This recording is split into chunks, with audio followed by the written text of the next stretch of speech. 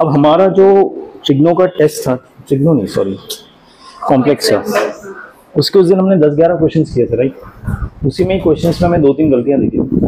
So I thought जो बाकी के क्वेश्चन है वो थोड़े प्रॉपर्ली रिव्यू करके उसके बाद ही मैं सॉल्व करूंगा, लेकिन मुझे ना वीकेंड पे रिव्यू करने का चांस मिला नहीं। एक तो फैक्टर ये है कि 12th का भी बहुत क्या कह रहा हूँ इंटेंस क्लासेस चल रहे हैं, तो उसमें मेरा थोड़ा टाइम जा रहा है।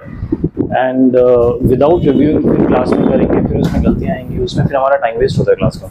So what I have thought कि अभी के लिए मैं उसको पार्क करता हूँ maybe for a week, क्योंकि नेक्स्ट वीकेंड तक I will be free, 12th का काम हो जाएगा, क्योंकि SNBP में कोई टेस्ट स्टार्ट होने वाला है, एग्जाम्स का जो भी कहते हैं, तो उसके बाद में थोड़ा फ्री हो जाऊँगा। तो इस वीक हम नया चैप्टर स्टार्ट करते हैं बाइनोमियल, ठीक है। फिर बाइनोमियल एंड दैट कॉम्बिनेशन मेरा क्लोजली बनेगी।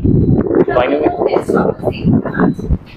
वापस दी थी, यू मीन टू से is it available for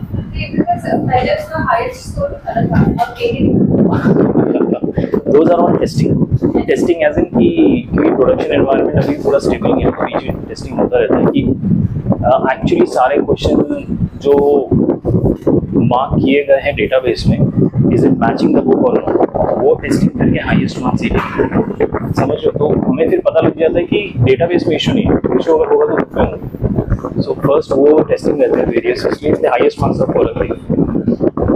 but anyways वो टेस्टिंग शायद 1 हफ्ते 10 दिन बाद ही होती है, वो हर टेस्ट भी होती है। तो आज हम बाइनोमियल स्टार्ट करेंगे, देखते हैं 1 हफ्ते में कितना बढ़ता है। हमारी क्लास थर्सडे को छुट्टी है राइट, थर्सडे को हमारी क्लास नहीं होगी, दैट्स फाइन ओके।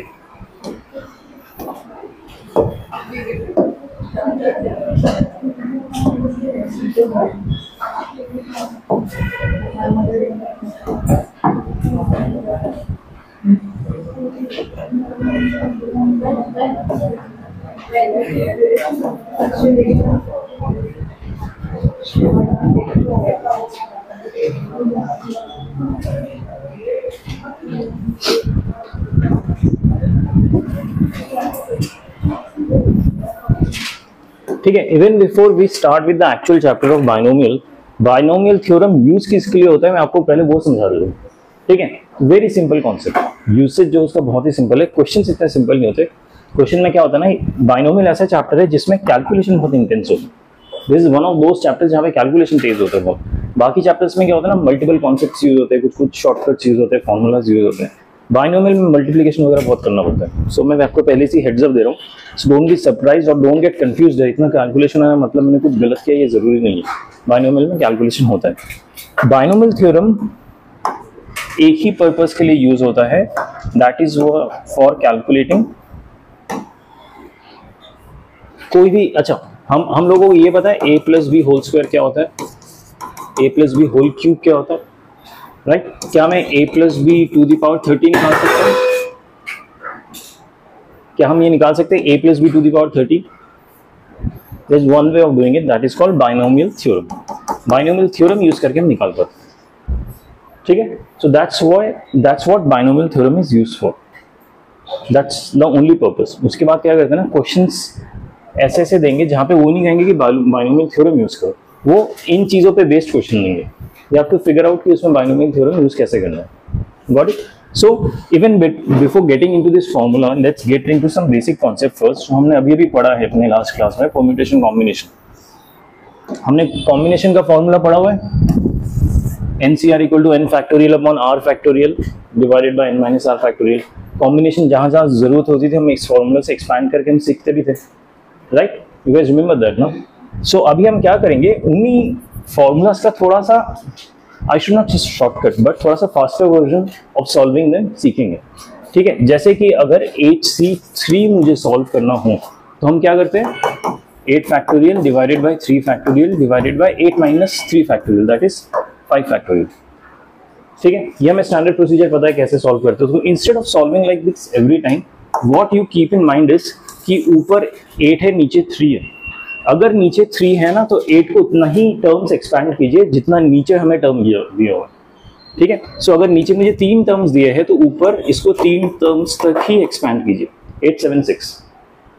ठीक है, और नीचे फिर इसका एक्सपेंशन लिख लीजिए 3 2 1। यही आपका आंसर आएगा, इसको सॉल्व करेंगे यही आएगा। ठीक है, दिस इज 5 फैक्टोरियल ना, तो 5 कैंसिल और यहाँ पे 8 इंटू 7 इंटू 6 बचेगा, 5 कैंसिल हो जाएगा तो यही बचेगा। So instead of going through like this just directly go here, आपका टाइम बचेगा उससे। वैसे ही अगर मैं 10c2 सॉल्व करूँ तो क्या होगा बताइए, ऊपर आएगा नीचे 2 है, मतलब ऊपर वाले टर्म को 2 तक एक्सपेंड करना, यस अपॉन 2, दैट्स इट। ठीक है, so this is obviously not a shortcut, but हम थोड़ा सा अगर प्रैक्टिस करें, दिमाग लगाए, तो हमें पता है इवेंचुअली यही स्टेप आने वाला है, तो डायरेक्टली इसी स्टेप पे ही आ जाएगा, we don't have to go there. But इसमें एक चीज ध्यान दीजिए कि नीचे का नंबर यानी दिस टर्म, ये जितना छोटा होगा उतना अच्छा होगा। फॉर एग्जाम्पल अगर मुझे यहाँ पे 8c3 की जगह 8c6 निकालना होता तो मैं क्या करता, इसको 6 टर्म्स तक एक्सपैंड करता, राइट, एंड फिर इसको ऐसे ऐसे लिखता, isn't it? तो अगर मुझे नीचे बड़ा टर्म मिल जाता है then it doesn't help again, वो फिर से मेरा बड़ा ही हो जाएगा मेरा कैलकुलेशन। ठीक है, सो अगर आप कभी भी ऑब्जर्व करें, जब भी मेरा not N factorial, I am sorry, NCR निकालना होता है, मैं कैसे लिखता हूँ, N factorial upon R factorial upon N minus R factorial.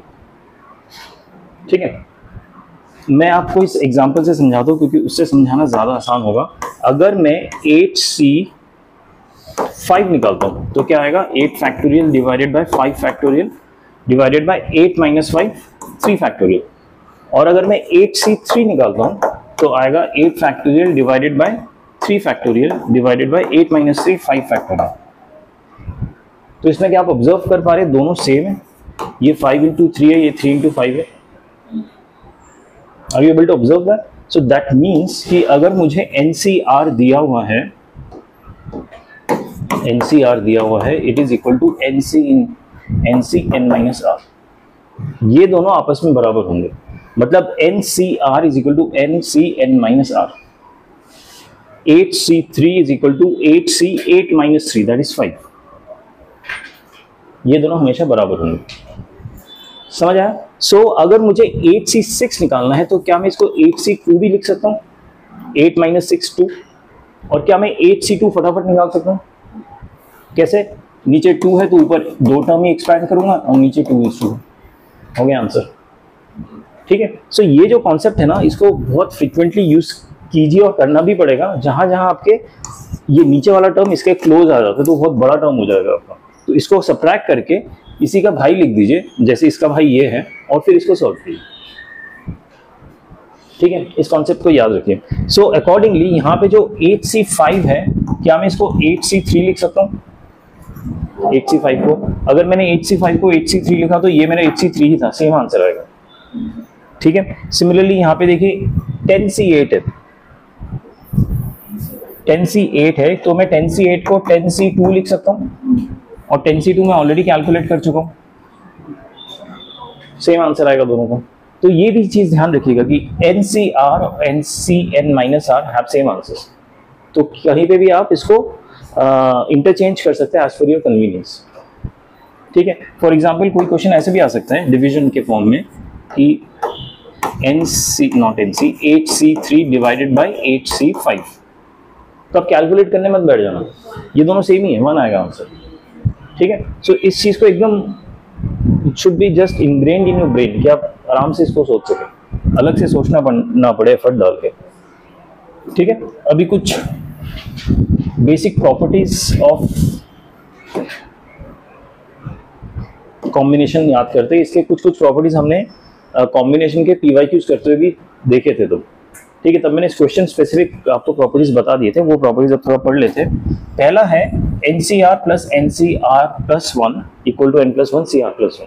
ये मैंने आपको समझाया था, 2 टर्म्स मुझे ऐड करने हैं, NCR और दूसरा टर्म जिसका ऊपर वाला सेम रहेगा N वैल्यू, लेकिन नीचे वाले टर्म के साथ 1 का डिफरेंस होना चाहिए। ऊपर वाला सेम है, नीचे, क्योंकि आप फॉर्मूला याद रखेंगे ना, उससे आसान है पैटर्न याद रखें। ठीक है, पैटर्न याद रखने से क्या होता है ना, आप किसी भी क्वेश्चन में उसको आराम से एग्जीक्यूट कर पाते हो। ठीक है, सो NCR और दूसरा टर्म ऊपर का सेम है, नीचे का 1 का डिफरेंस है, तो जो आंसर आएगा C वो हम नीचे का बड़ा वाला पिक करेंगे यानी R+1, और ऊपर वाले को 1 से बढ़ा देंगे n+1। ये आंसर रहेगा। समझ आया क्या कह रहा हूं मैं? दो टर्म्स, दोनों के n वैल्यू सेम है, नीचे के r वैल्यू में 1 का डिफरेंस है, तो जो बड़ा वाला है वो नीचे लिखेंगे और ऊपर वाले को 1 से बढ़ा देंगे। ठीक है, इसका एक एग्जांपल देखते हैं क्विकली।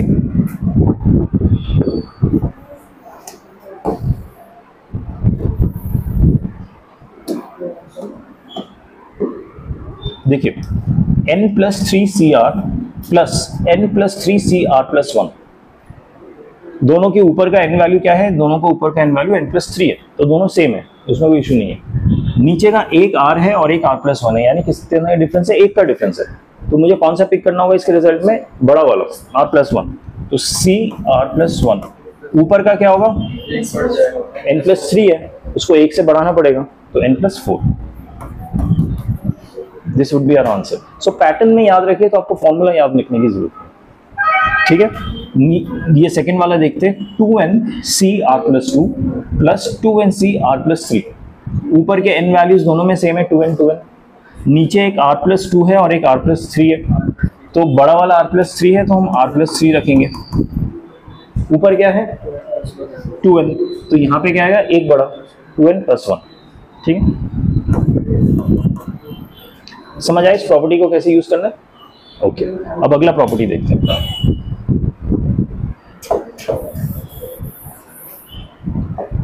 अगला प्रॉपर्टी है NCR upon NCR -1। NCR upon NCR -1, मतलब ऊपर n है, नीचे भी n है, ये r है, नीचे उससे एक छोटा वैल्यू है। इस चीज का ध्यान रखिए, ऊपर बड़ा है, नीचे छोटा है। ठीक है, अगर ऊपर बड़ा हो गया, ऊपर छोटा हो गया, नीचे बड़ा हो गया, तो ये फॉर्मूला काम नहीं करेगा, तो आपको उल्टा करना पड़ेगा, रेसिप्रोकल लेके फिर निकालना पड़ेगा। ठीक है, ये फॉर्मूला क्या काम करता है? ऊपर बड़ा है, नीचे छोटा है, एक वैल्यू से, 2-3 वैल्यू से नहीं, एक ही वैल्यू से छोटा है, r-1। इसका आंसर होगा इन दोनों का डिफरेंस, n और r-1 का डिफरेंस, यानी n-r-1 इसका डिफरेंस, और डिनोमिनेटर में ये वाली वैल्यू आ जाएगी r। याद रहेगा, ये डिवीजन ऑफ टू कॉम्बिनेशंस, दोनों कॉम्बिनेशंस के n वैल्यू सेम है और ऊपर जो r वैल्यू हो वो एक बड़ा है नीचे से, तो नीचे का n और r-1 का सब्ट्रैक्शन डिवाइडेड बाय ये वाला था, this is equal to n-r+1 upon r। Again इसको एज अ पैटर्न याद रखिए रादर देन फॉर्मूला, नीचे के डिफरेंस, ऊपर का r। याद रहेगा पक्का? एक इसका भी एग्जांपल देख लेते हैं।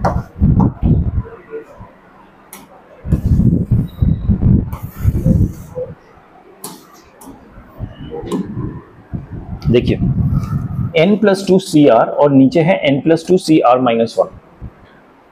ठीक है, सो ऊपर दोनों में n वैल्यू सेम है, नीचे यहाँ पे जो r वैल्यूज है ऊपर का एक नीचे से बड़ा है, तो आंसर क्या होगा? इन दोनों का डिफरेंस, यानी n+2 माइनस ऑफ r-1 और डिवाइडेड बाय कौन सी वैल्यू आएगी? ये वाली, यानी r। Got it? तो ये क्या होगा? n-r+1+2+3 divided by r। Understood this property? अभी अगला देखते हैं, 2ncr+4 डिवाइडेड बाय 2ncr+3। ठीक है, ऊपर बड़ा बैठा है, नीचे छोटा बैठा है, दैट्स व्हाट आई वांट। ऊपर बड़ा होना चाहिए, नीचे वाला छोटा होना चाहिए, दोनों के n वैल्यू सेम है, 2n। So as per formula इसका डिफरेंस, यानी 2n minus r+3 divided by ये वाला वैल्यू r+4। याद रहेगा? अच्छा, ये फॉर्मूला आया कैसे? आप सिंपली इसको एक्सपैंड करके सॉल्व करेंगे ना, यही आंसर आएगा। Nothing new, it's more of a result कि आप शॉर्टकट लगा के सीधा आंसर लिख दो रादर देन सॉल्विंग इट। ठीक है, क्योंकि इस टाइप के रिजल्ट से आपको क्वेश्चन फास्ट अप करने में टाइम हेल्प करता है। ठीक है, ओके। थर्ड प्रॉपर्टी देखिए, थर्ड प्रॉपर्टी भी हम पहले पढ़ चुके कोई क्वेश्चन करते हुए। अगर दो कॉम्बिनेशन वैल्यू इक्वल है, NCX is equal to NCY, ठीक है, तो इसका मतलब क्या हो सकता है? या तो X एंड Y आपस में इक्वल होंगे, या फिर X would be equal to this difference n-y। ये पढ़ा था हमने, याद रहेगा ये? अगर दो वैल्यूज इक्वल होंगे, या तो दोनों इसके बराबर है या फिर इन दोनों का डिफरेंस। इनफैक्ट जो मैंने आपको स्टार्टिंग में समझाया था ना, HC3 और HC5 इक्वल है, इसमें ऑब्वियसली 3 and 5 इक्वल तो नहीं है, तो 3 इज इक्वल टू व्हाट, 8 - 5। यही प्रॉपर्टी यूज करके हुआ है, ठीक है। और अदर वे अराउंड ये यूज करके ये प्रॉपर्टी बनी है। Got it? चलिए आगे चलते हैं।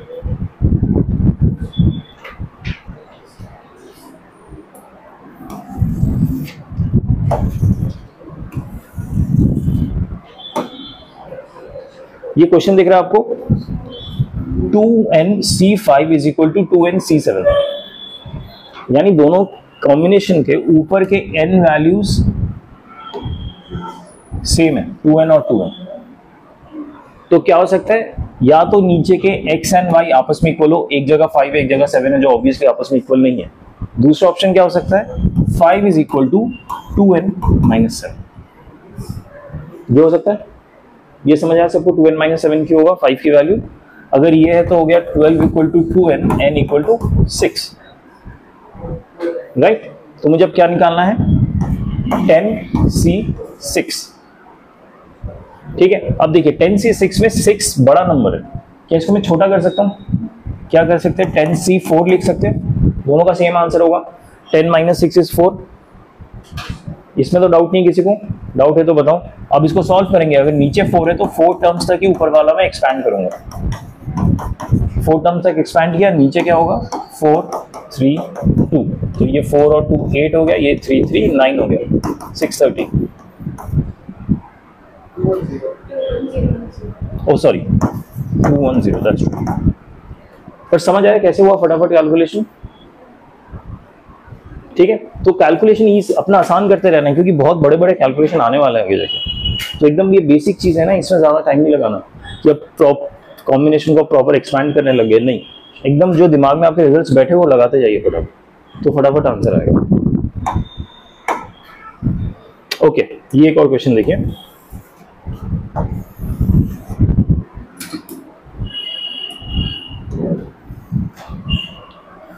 To N C three is to NC3 equal to 10:1, then the ratio of these two numbers, question है 2NC3 divided by NC3 equal to 10 divided by 1, ठीक है। इससे क्या होगा, मेरी n की वैल्यू निकलेगी।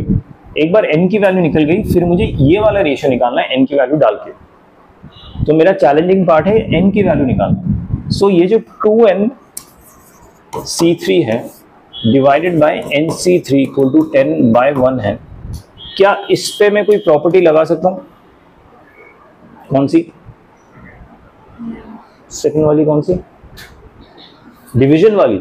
डिवीजन में देखो ये अलग है, लेकिन सेम होना चाहिए तभी वो प्रॉपर्टी लगेगी, दोनों जगह n होना चाहिए और यहाँ पे 1 का डिफरेंस होना चाहिए, राइट। तो कोई भी प्रॉपर्टी नहीं लग सकती, तो नहीं लगने दो, कोई दिक्कत नहीं, एक्सपैंड कर दो।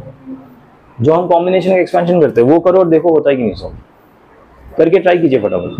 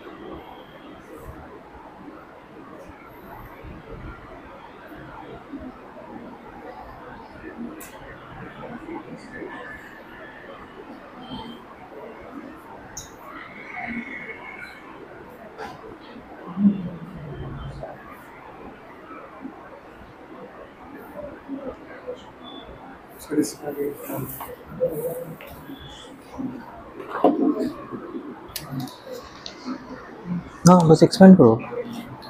2n-1 को एक्सपैंड करके 2n into 2n-1 into 2n-2 इस तरह से, फिर ये नीचे कैंसिल हो जाएगा। सिमिलरली इसको भी एक्सपैंड करो, फिर ऊपर से कैंसिल हो जाएगा। मैं दिखा दूंगा।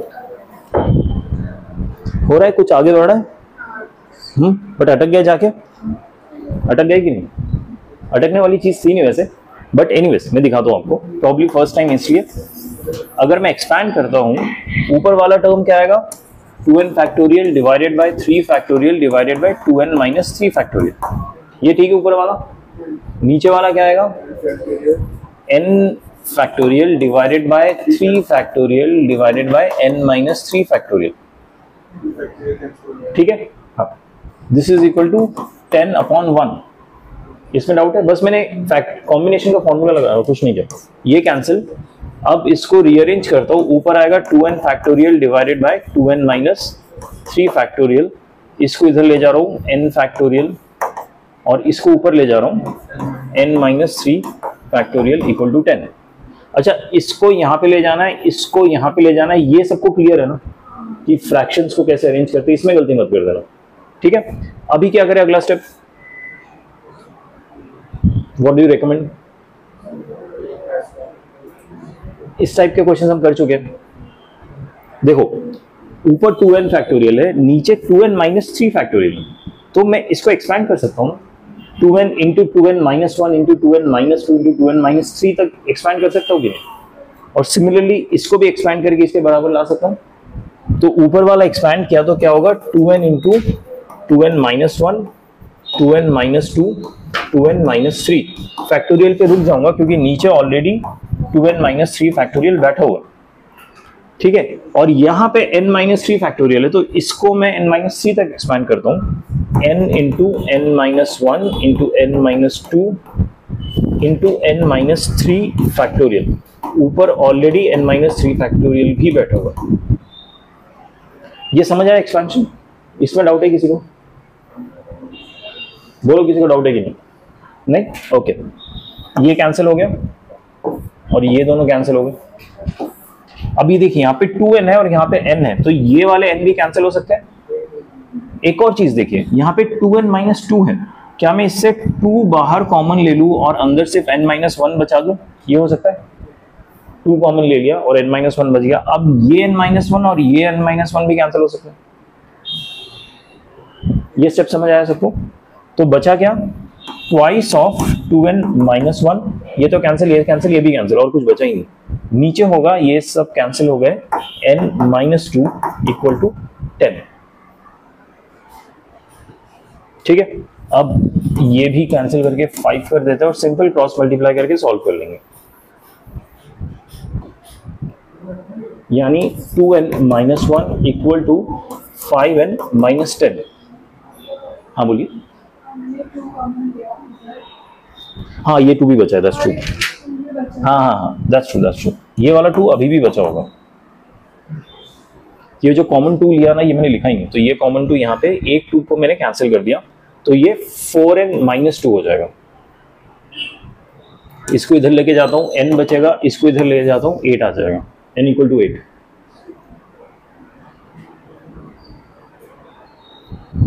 ठीक है, और देखो कोई कैलकुलेशन मिस्टेक तो नहीं है?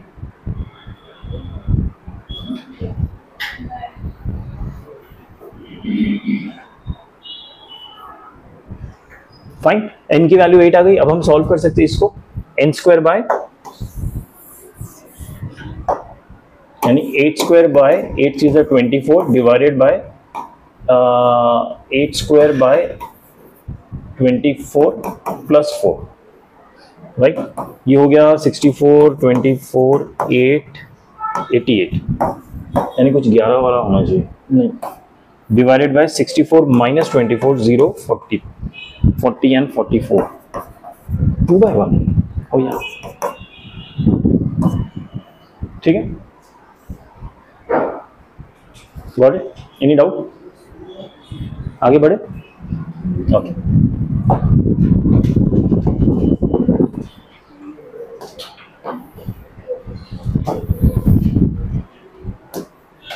on similar lines, can you try this one? NC5 divided by n minus 4 equal to 99. Calculation में थोड़ा सा ध्यान देना, ऑब्जर्वेशन से क्या सॉल्व हो जाएगा ये, you don't have to you know do lot of quadratic और एनीथिंग, सिर्फ ऑब्जर्व करेंगे आंसर आ जाएगा आफ्टर सिंप्लीफाइंग।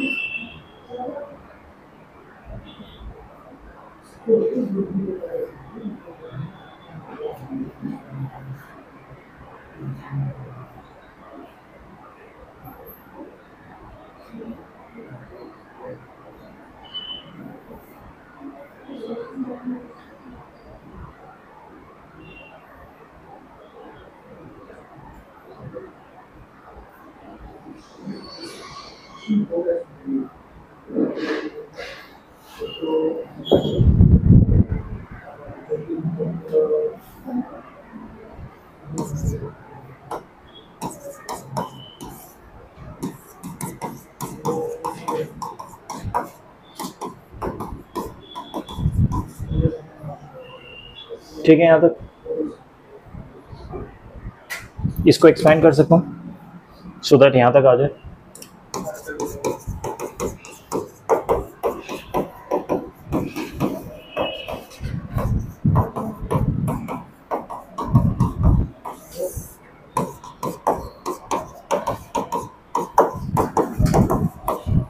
क्या क्या कैंसिल हो गया, ये कैंसिल, ये कैंसिल, ये कैंसिल, ये भी cancel, this is equal to 99। ठीक है, अब हाँ, अब थोड़ा इंटरेस्टिंग होता है क्योंकि अब जो हम सॉल्व करेंगे, ऊपर देखिए क्या बचा है, n into n minus one, n minus two, n minus three. इस ब्रैकेट को अगर हम खोल देंगे ना तो फोर्थ डिग्री ऑफ n आ जाएगा, right, which is obviously difficult to solve. Quadratic ही हम मुश्किल से सॉल्व करते हैं, क्यूबिक में हम हिट एंड ट्राई करते हैं, फोर्थ डिग्री में फिर से वही होगा। So instead of solving it directly, always try to solve these kind of equations through observation। यहाँ पे 99 है, हमेशा जितना हो सके फैक्टराइज कीजिए।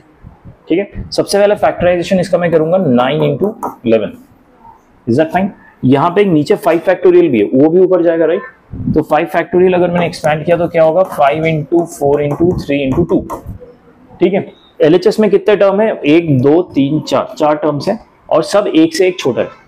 तो इट्स असेंडिंग डिसेंडिंग, आप कुछ भी कह लो, लेकिन एक यूनिट से छोटा होता जा रहा है। ये सबसे बड़ा, एक छोटा, एक छोटा, एक छोटा, यानी 4 नंबर्स का मल्टीप्लीकेशन जो एक से एक छोटे हो। तो यहाँ पे अगर मेरे पास 9 और 11 मिल गया मुझे, दो नंबर्स, दोनों के बीच में एक 10 भी आना चाहिए ना, तभी वो एक से एक छोटा होगा। क्या ये 5 और 2 मिलकर 10 हो सकता है?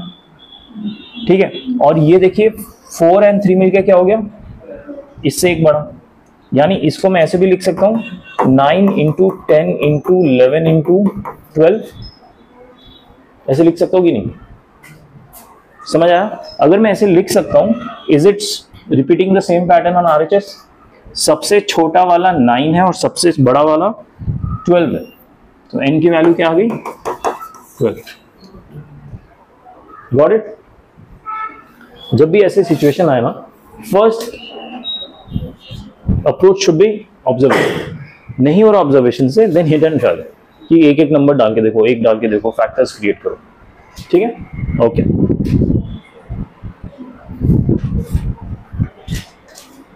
ओके, अब आते हैं binomial theorem for positive integral index. So basically अब हम बाइनोमियल स्टार्ट कर रहे हैं। इसके पहले क्या कर रहे थे, प्रेप वर्क, पैट पहना, बैट लिया, ये सब चल रहा था। अभी एक्चुअल बैटिंग स्टार्ट होगा। ठीक है, binomial theorem. So before even starting binomial theorem, I am assuming कि आपको कॉम्बिनेशंस के जो भी प्रॉपर्टीज थे एंड रिजल्ट्स थे वो भी याद हो गए, अच्छी तरह दिमाग में बैठ गए। नॉट याद हो गए, एटलीस्ट समझ तो आ गया। याद करने के लिए प्रैक्टिस करना पड़ेगा ऑब्वियसली, लेकिन अब हम binomial theorem for positive integral index, इसका मतलब कुछ ज्यादा कॉम्प्लिकेटेड नहीं है, मतलब अगर ऐसे कुछ है x प्लस वाई तो ऊपर जो मैं पावर चढ़ाता हूँ ना उसी को ये कहते हैं positive integral limit x। First thing is positive होना चाहिए, दूसरा थिंग इंटीजर होना चाहिए। फ्रैक्शन और नेगेटिव चीज काम नहीं करेगा बाइनोमियल में, दैट्स व्हाट इट मींस। तो ऑब्वियसली हमें ये सब पता है कि a plus B whole square whole cube के फॉर्मूलाज क्या है। So let's not go into all that explanation कि ये फॉर्मूला आया कैसे, let's just understand the formula, क्योंकि वो ज्यादा इंपॉर्टेंट है। कहीं पे आपको ये नहीं पूछा जाएगा कि प्रूव करो कैसा है, ठीक है। सो अगर मेरे पास x plus Y to the power n है, इस फॉर्मूला को एक्सपैंड कैसे करते हैं वो सीखते हैं, ठीक है। हमेशा सबसे पहला टर्म होगा nc0, फर्स्ट टर्म हम nc0 से स्टार्ट करेंगे, याद आया। nc0 फर्स्ट टर्म है, लेकिन ये फर्स्ट टर्म अभी तक कंप्लीट नहीं हुआ है। इसके साथ इस एक्सपेंशन का जो फर्स्ट टर्म है ना, यहाँ पे फर्स्ट टर्म क्या है x, इसको x लिख देंगे, लेकिन x के पावर पे हमें कुछ चढ़ाना पड़ेगा। क्या चढ़ाएंगे? n-0, इसका डिफरेंस यानी n। फिर हम सेकेंड टर्म लिखेंगे y और इसके पावर पे क्या चढ़ेंगे? डायरेक्टली 0, ठीक है। ये मेरा फर्स्ट टर्म हो गया। Second term, third term, last term तक इसी लॉजिक से बस आगे बढ़ता जाएंगे, इसी लॉजिक से आगे बढ़ते जाएंगे तो एक एक टर्म्स आ जाएंगे। अगर पहला टर्म nc0 तो अगला क्या होगा? nc1, ठीक है। First term of the expansion x था, x को किस पावर से रेस करेंगे? n-1 से, और y को किससे रेस करेंगे? इस 1 से। ये सेकेंड टर्म हो गया। थर्ड टर्म क्या होगा? nc2, x को किससे रेस करेंगे? n-2 से, y को किससे रखेंगे? रेस करेंगे 2 से। समझ आ गया? बस हो गया। इस तरह से हम सेकेंड लास्ट टर्म ट्राई करते हैं। nc(n-1), सेकेंड लास्ट टर्म में n-1 आएगा, राइट। x को किससे रेस करेंगे? n-1 यानी -n+1 से, और y को किससे रेस करेंगे? डायरेक्टली n-1 से। और इसी तरह मेरा लास्ट टर्म होगा ncn, x to the power, इन दोनों का डिफरेंस यानी 0, y में ये डायरेक्टली आता है यानी n। बस यही है बाइनोमियल एक्सपेंशन, दैट्स इट। और कुछ फॉर्मूला ही नहीं है एक्सपेंशन में, इसके बाद क्वेश्चंस के वैरायटीज आते हैं बस। This is it for binomial expansion. Binomial theorem इसको ही कहते हैं। इसके बाद वैरायटीज ऑफ क्वेश्चन आने वाले बस, तो जितने वैरायटीज आप याद रखोगे उतना आसान होगा सॉल्व करने के लिए, ठीक है। और जितने रिजल्ट्स के शॉर्टकट्स हम याद रख सकते हैं, ठीक है। जैसे कुछ शॉर्टकट्स, ये एक्सपेंशन याद रहेगा ना अभी के लिए। इसके बाद इन्होंने इसका सिग्मा फॉर्म में लिखा है, ये मैं आपको बाद में समझाता हूँ, वो तब समझ आएगा बेटर, ठीक है। इंस्टेड ऑफ वही mugging the formula, will understand the pattern, तो आपको सिग्मा आराम से याद रहेगा, ठीक है। nc0 दिख रहा है आपको, ये चीज भी याद रख लेना, nc0 is always equal to 1, कुछ भी वैल्यू ऑफ n का। अच्छा, अगर nc0 एंड ncn क्या दोनों सेम रिजल्ट देंगे? व्हाट, अभी तो किया हमने, और क्या, दोनों 1 के ही बराबर है। n-n 0 नहीं होता। अभी 8c5 8c3 यही तो सीख रहे थे हम। सो nc0 या ncn हमेशा 1 देगा, ये एकदम रटा होना चाहिए। nc1 क्या देगा answer? n, this is the answer. nc1 का आंसर n होगा। सिमिलरली इसका आंसर किसके बराबर होगा? एक और टर्म nc n-1, ठीक है। तो इससे आप ये ऑब्जर्व कर सकते हैं, फर्स्ट टर्म का जो कोएफिशिएंट है और जो लास्ट टर्म का कोएफिशिएंट है ये सेम है। सेकेंड टर्म का जो कोएफिशिएंट है और सेकेंड लास्ट टर्म का जो कोएफिशिएंट है वो सेम है। इसी तरह थर्ड टर्म और थर्ड लास्ट टर्म का कोएफिशिएंट भी सेम होगा। सारे एक्सट्रीम से सेम प्लेस पे, सेम पोजीशंस पे जो वैल्यूज होंगे, सबके कोएफिशिएंट वैल्यू सेम होंगे। समझ आया? First and last, second and second last, third and third last, सबके सेम होंगे। ये प्रॉपर्टी होती है। कई क्वेश्चन इसमें आ सकते हैं कि दो टर्म्स कंपेयर करो जिनके कोएफिशिएंट सेम है, तो कोएफिशिएंट्स हमेशा n पॉइंट से सेम पोजीशन होल्डर के सेम होते हैं। याद रहेगा ये सबको? ओके। और ठीक है, अगर ये एक्सपेंशन समझ आ गया, कुछ इसके एग्जांपल्स देखते हैं कि कैसे एक्सपैंड करने होते हैं।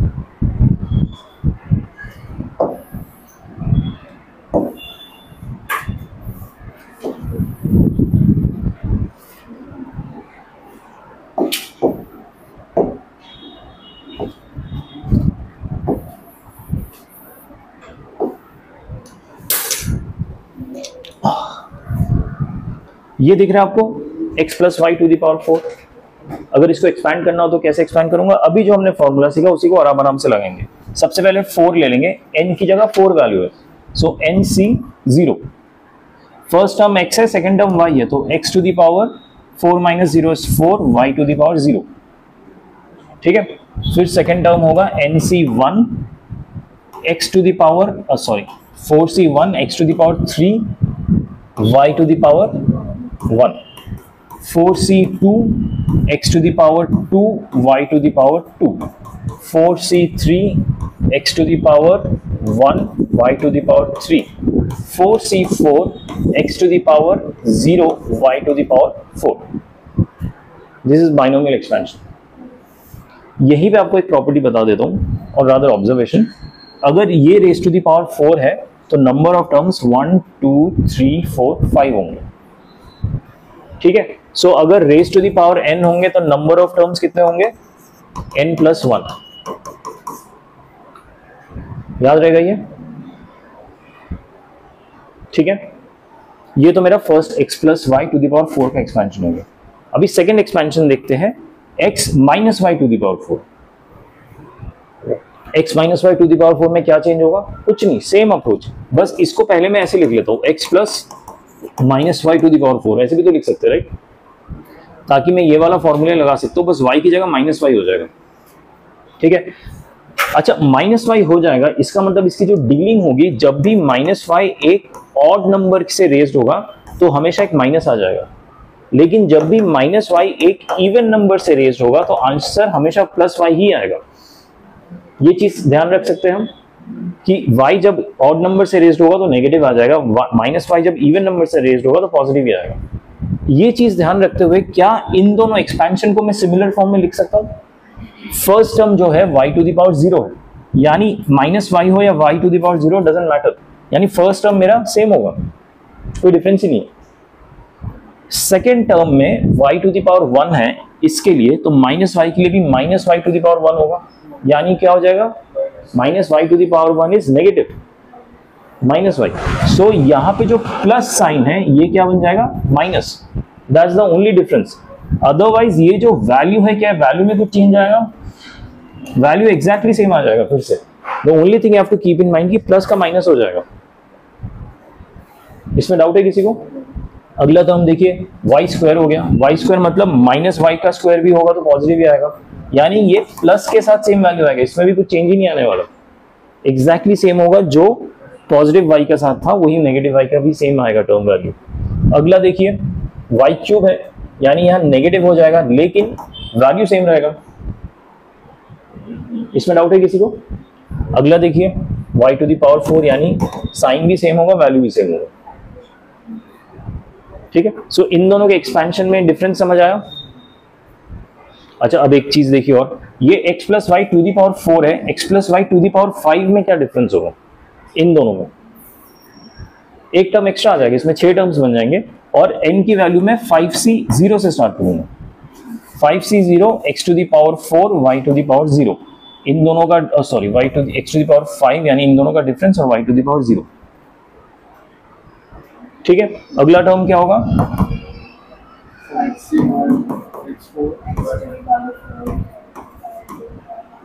ऐसे करते करते बढ़ जाएंगे। लास्ट टर्म क्या होगा, 5c5 x to the power 0 y to the power 5। Any doubt in this? Simple expansion, this is enough. आपका ये बेसिक क्लियर होगा ना। क्वेश्चंस में आपको ये एक्सपेंशन करने में दिक्कत आएगी, क्वेश्चन में दिक्कत आएगी क्वेश्चन समझने में, और उसको जो फर्दर करना है उसमें। ठीक है, सो ये एक्सपेंशन होगा। अगर माइनस वाई हो गया तो क्या कॉन्सेप्ट होगा, सेम जो यहाँ पे लगा है, जो ऑड पावर्स है वो नेगेटिव के साथ आ जाएंगे, जो इवन पावर्स है पॉजिटिव के साथ आएंगे। सो ये देखिए, ये मेरा इवन पावर की तरह बिहेव करेगा तो ये टर्म तो सेम रहेगा, ये ऑड पावर है तो यहाँ पे नेगेटिव वैल्यू सेम रहेगा। ठीक है, सिमिलरली हम लास्ट में जाएंगे, लास्ट का क्या देखिए, y टू द पावर 5 क्या होगा, नेगेटिव और वैल्यू सेम। ठीक है, समझ आया सबको? ये वाला जो है ये बाद में बताता हूँ, एक दो क्वेश्चंस कर लेते फिर बताता हूँ। ठीक है,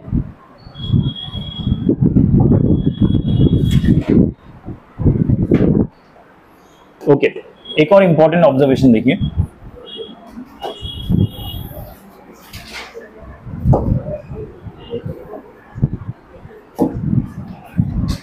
ये दिख रहा है आपको पीछे से? देखिए इसमें दो बाइनोमियल थ्योरम एक्सपेंशंस को हम ऐड कर रहे हैं। पहला है x plus Y to the power 4 है, दूसरा है x minus Y to the power 4। दोनों टर्म्स याद है आपको, हमने अभी एक्सपेंड किया था। दोनों टर्म्स में एक टर्म्स ऐसे थे जो नेगेटिव था लेकिन वैल्यू सेम थे, राइट? ये देखिए सब में वैल्यू सेम है लेकिन एक प्लस था एक माइनस था, एक प्लस था ये माइनस था, ठीक है? सो इससे तुम्हें पता चल रहा है ना, जो नेगेटिव पॉजिटिव वाले वो आपस में कैंसिल हो जाएंगे अगर मैं उनको ऐड करता हूं तो। You are able to understand that? तो बचेगा क्या? जो बचेगा वो देखिए ट्वाइस बचेगा, यहाँ पे भी है यहाँ पे भी है, तो 2 टाइम्स बचेगा वो एडिशन करने पे, ठीक है? ये समझ आ रहा है ना आपको कि ट्वाइस बचेगा। सो क्या मैं इसका आंसर डायरेक्टली लिख सकता हूँ instead of expanding each of them individually, फिर मैं ऐड या सब्ट्रैक्ट कर रहा हूँ? डायरेक्टली लिख सकता हूँ, राइट? सो ट्वाइस ऑफ जो इवन पावर वाला है वो बच जाएंगे, यानी 4c0 x to the power 4 y to the power 0 ये बचेगा, क्योंकि इसमें y टू द पावर 0 है तो ये पॉजिटिव y आएगा तो कैंसिल नहीं होगा फॉर माइनस y। अगला क्या बचेगा? 4c1 आएगा कि नहीं आएगा? 4c1 नहीं आएगा क्योंकि 4c1 इसमें पॉजिटिव आएगा इसमें नेगेटिव आएगा, आपस में कैंसिल हो जाएंगे जब मैं ऐड करता हूं। तो अगला टर्म आएगा 4c2 x to the power 2 y to the power 2। अगला है 4c3, 4c3 में भी y का पावर क्यूब होगा तो इसमें पॉजिटिव आएगा इसमें नेगेटिव आएगा, कैंसिल हो जाएगा। तो 4c4 x to the power 0 y to the power 4 और यहाँ पे हमारा एक्सपेंशन खत्म। समझ आ गया सबको? अगला टर्म देखते हैं, सेम बस रेस टू द पावर 5 है तो ट्वाइस क्या हो जाएगा? nc0 बचेगा कि नहीं बचेगा? बचेगा क्योंकि y टू द पावर 0 हो रहा है तो उसमें नेगेटिव नहीं आ रहा। 5c0 x to the power 5 y to the power 0। अगला क्या बचेगा? 5c2, yes 5c2 x cube y to the power 2। अगला क्या बचेगा? 5c4 x to the power 1 y to the power 4। 5c5 बचेगा कि नहीं? क्योंकि y नेगेटिव हो जाएगा उसमें, वो कैंसिल हो जाएगा। That's it. ये दिख रहा है आपको x plus Y to the power 6 x minus Y to the power 6, exactly same जो ऊपर वाला है, बस एक्स्ट्रा टर्म आ जाएगा कि यहाँ पे सब 4 है 6 हो जाएंगे और एक 6c4 के बाद एक 6c6 भी आ जाएगा, कोई 65 कैंसिल हो जाएगा इसमें, ठीक है? समझ आ गया सबको? ओके। अब ये वाला टर्म देखते हैं, x प्लस 1 प्लस x नहीं 1 plus x plus x square का होल क्यूब। होल क्यूब का फॉर्मूला पता है, बस डाल दो इसमें कुछ। बट एनीवेज अगर बाइनोमियल से अगर आपको एक्सपैंड करना है तो जब भी 3 या 4 टर्म भी होंगे फॉर दैट मैटर, क्लबिंग कर दीजिए। 1 प्लस x को एक बना दीजिए और x स्क्वायर को अलग टर्म बना दीजिए और क्लबिंग करके बाइनोमियल लगा दीजिए। सो क्या होगा ये 3c0 1 plus x to the power, इन दोनों का difference 3 x square to the power 0 plus 3c1 1 plus x square to the power 1, 3c2 1 plus x difference 1 x square to the power 2। ये वाला टर्म डायरेक्ट, ऐसे एक और term आएगा मैं लिख नहीं रहा, बट समझ आएगा ना कैसे एक्सपैंड करना। अगर 3 टर्म्स हुआ तो क्लब करके एक्सपैंड कर दीजिए। Got it? ठीक है, आगे बढ़े।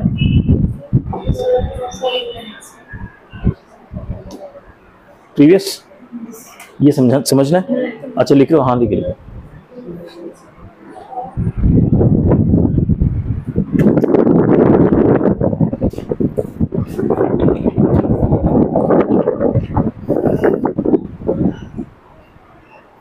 इसके लास्ट में एक और टर्म है जो मैंने लिखा नहीं है, ठीक है? बढ़े आगे। ओके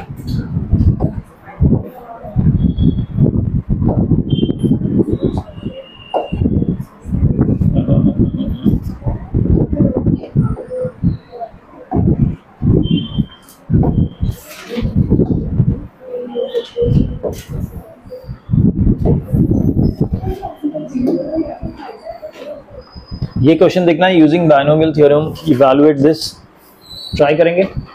अभी जो हमने कॉन्सेप्ट सीखा वैसे ही है जो रिजल्ट पढ़ा हमने।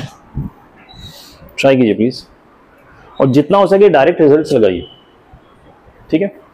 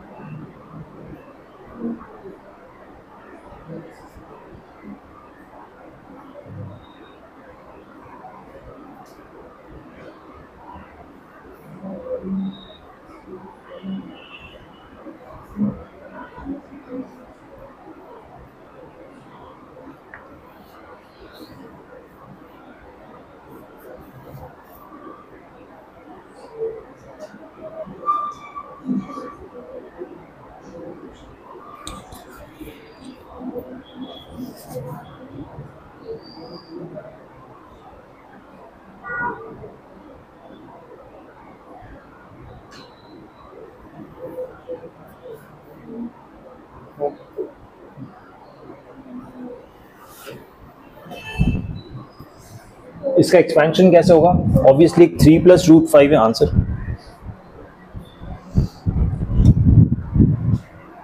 √5 1760 नहीं आ रहा। आई थिंक सॉल्व करोगे तो आ जाएगा। एनीवेज, x + y और x - y, लेकिन यहाँ पे बीच में नेगेटिव है, पॉजिटिव नहीं है, इस चीज का ध्यान रखिए। तो कौन सा टर्म कटेगा वो ध्यान रखना है, ठीक है। आप लोगों ने शायद जो सीखा वही दनादन लगा दिया, ये नहीं करना है, ठीक है। वहां पे देखो टर्म्स अभी भी कैंसिल होंगे, उसमें डाउट नहीं है, बट क्योंकि नेगेटिव आ गया तो जो सिमिलर टर्म्स थे पिछली बार वो इस बार कैंसिल हो जाएंगे, जो नेगेटिव टर्म्स है वो बच जाएंगे। अब समझो मेरी बात क्या कह रहा हूं मैं, क्योंकि मैं एक्सपैंड करके लिखना नहीं चाहता हूं। इसका फर्स्ट टर्म क्या होगा? 5c0 3 ⁵ √5 ये फर्स्ट टर्म है। इसमें जो y है वो पॉजिटिव आएगा, इसमें भी वो पॉजिटिव आएगा, दोनों में ये वाला टर्म पॉजिटिव आएगा कि नहीं पहले ये बताओ, क्योंकि y⁴ हो रहा है, सेकेंड टर्म ⁴, तो जो माइनस के साथ साइन है वो जब हम -5 करेंगे ये भी हट जाएगा, ये पॉजिटिव आएगा। सो दोनों एक्सपेंशन में जो फर्स्ट टर्म है वो पॉजिटिव आ रहा है कि नहीं आ रहा है? अगर दोनों पॉजिटिव आ रहा है तो बीच में जब माइनस साइन है दोनों को सब्ट्रैक्ट करेंगे तो ये वाला टर्म दोनों का कैंसिल हो जाएगा। समझ आ रही है ये बात? हाँ या ना? यानी इसमें जिसमें ये ऑड है वो बचेंगे, क्योंकि ऑड वालों के सामने माइनस आएगा और माइनस आते हुए ब्रैकेट खोलेंगे, माइनस मल्टीप्लाई करेंगे तो प्लस हो जाएगा, ठीक है। सो कैसे एक्सपेंशन होगा इसमें? देखिए ट्वाइस तो होगा, दैट्स राइट, ठीक है। लेकिन इसमें जो बचने वाले टर्म्स है वो है 5c1 3 ⁴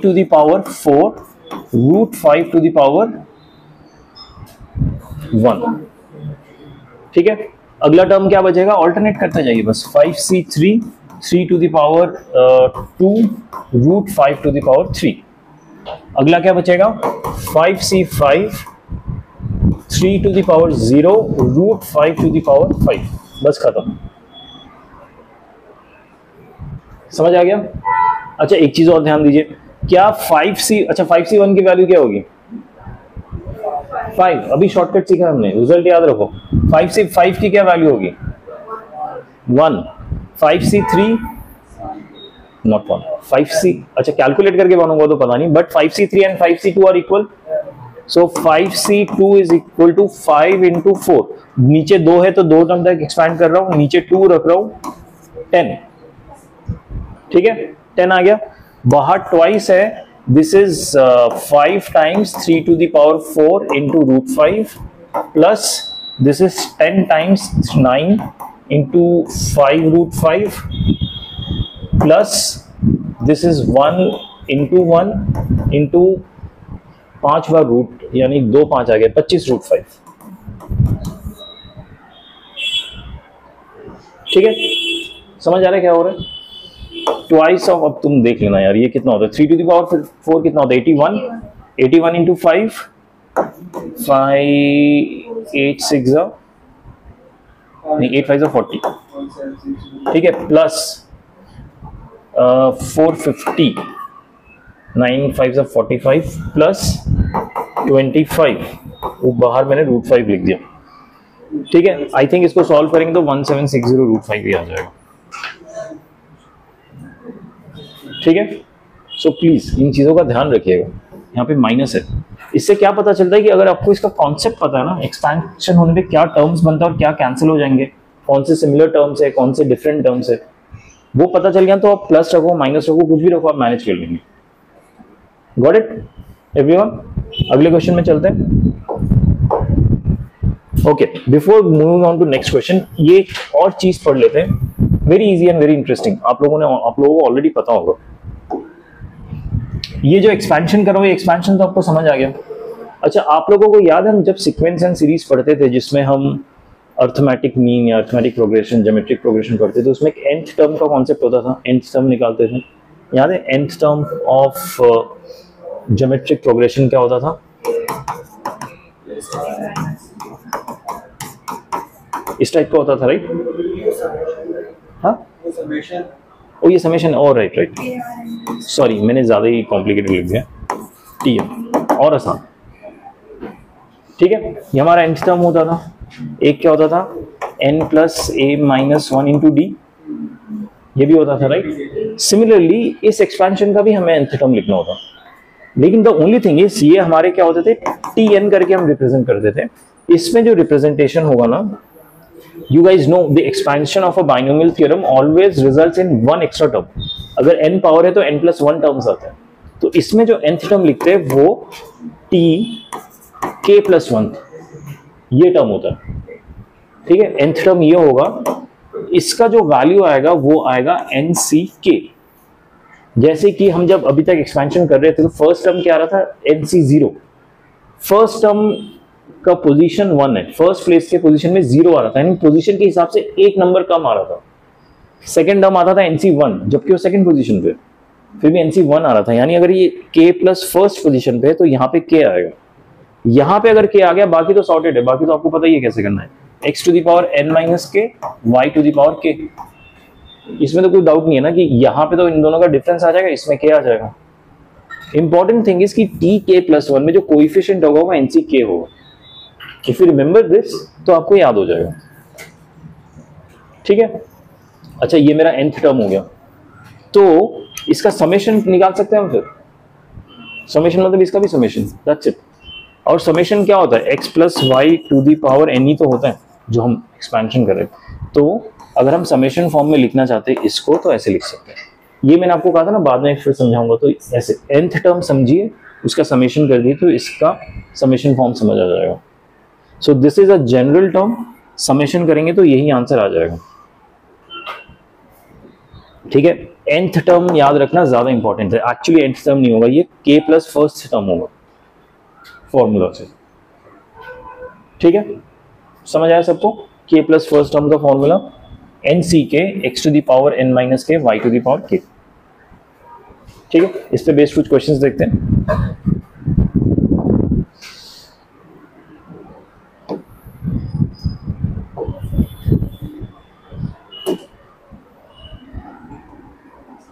If 21st and 22nd terms of the expansion 1 minus x to the power 44 are equal, then find the value of x। Question समझ आया? ये एक एक्सप्रेशन गिवन है, इसका एक्सपेंशन करना है, और एक्सपेंशन करने के बाद जो 21st एंड 22nd टर्म है दोनों बराबर है, दोनों इक्वल है, then find the value of x, ठीक है। ऑब्वियसली हम एक्सपैंड करने बैठेंगे नहीं, हमें बस 21st एंड 22nd टर्म से ही मतलब है, right. k plus first term लिखने का क्या फॉर्मूला होता है, t k plus 1 is equal to n c k x to the power n minus k y to the power k, ठीक है। अब ध्यान दीजिए, मुझे 21st टर्म चाहिए, 21st टर्म चाहिए मतलब t21 चाहिए मुझे, अगर T21 चाहिए यानी 21st टर्म चाहिए तो K की वैल्यू कितनी होनी चाहिए? 20 होनी चाहिए। ये समझ आ रहा है सबको? सो T21 का T21st टर्म क्या होगा? टोटल टर्म्स है 44, C 20 आएगा यहाँ पे, इस चीज का ध्यान रखिएगा, 21 नहीं आएगा। T21 निकालने के लिए यहाँ पे 20 आएगा, ठीक है, याद रहेगा ये। फिर x to the power n minus K यानी 44 minus 20 y to the power 20, ये मेरा T21 हो गया। इसमें डाउट है किसी को? अगला होगा T22। T22 क्या होगा? 44 C 21 आएगा इसमें, ठीक है। x टू द पावर, अच्छा इसमें डायरेक्टली सब्ट्रैक्ट करके लिख लेते हैं, ये 3 है 23 आएगा, y टू द पावर 21। मुझे निकालना है x की वैल्यू, तो क्या इसको डिवाइड कर दें?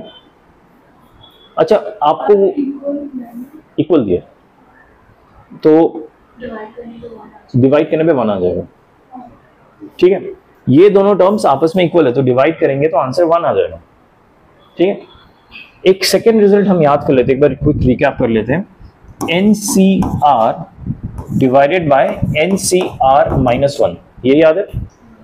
इसका क्या रिजल्ट था? इन दोनों का डिफरेंस ऊपर आता है n माइनस और नीचे आता है ये r, यानी NCR में r बड़ा है, नीचे ये छोटा है। यहाँ पे मुझे कोएफिशिएंट्स में वैसा ही एक का डिफरेंस दिखता है, दोनों के n बराबर है, एक का डिफरेंस है, तो मुझे ऊपर कौन सा रखना चाहिए to get into this result? ऊपर ये वाला रखना चाहिए, राइट? तो ये वाला ही रखता हूं, 44C21 x to the power 23 y to the power 21 divided by 44C20 x to the power 24 y to the power 20 is equal to 1। Equal to 1 क्यों आया, समझ आया सबको? क्योंकि दोनों इक्वल है, दोनों टर्म्स इक्वल गिवन है, तो दोनों का रेशियो निकालूंगा तो 1 आ जाएगा, ठीक है। अब देखिए ये पूरा कैंसिल और यहाँ का ये 24 कैंसिल, नीचे एक x बच जाएगा, ये पूरा कैंसिल और इसका 21 कैंसिल, एक y बच जाएगा, ठीक है। 44C21 अपॉन 44C20 को इससे सॉल्व कर सकता हूं या